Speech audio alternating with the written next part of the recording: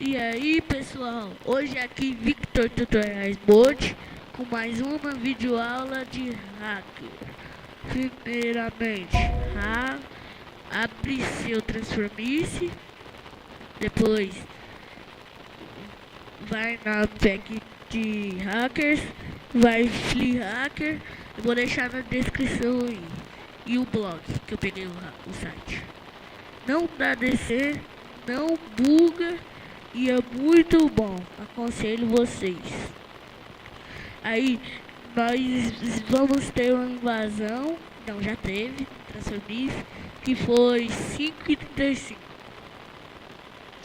Não, foi 5h35, 5h30 da tarde.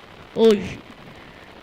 Esse hacker é muito difícil de desatualizar.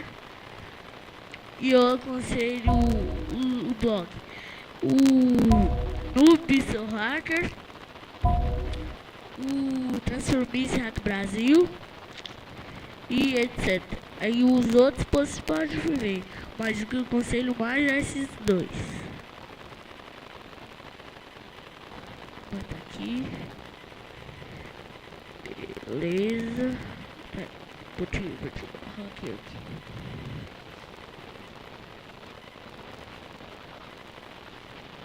Aproveitar. Acho que esse mapa não vai dar. E eu vou na sala sozinho. Pode ser qualquer sala, mas você tem que estar sozinho. Dá um space, dá um ok, ou você pode clicar. Não. Dá um space, seu teclado e vai estar isso aqui. Aí você joga com a seta pra cima. Entendeu? Não fica apertando não dá DC. Da DC fica ruim. Daí toda hora você tem que relogar. Aí não usa muito. Ou que você for usar muito, você faz que nem o WJ. Assim. Entendeu?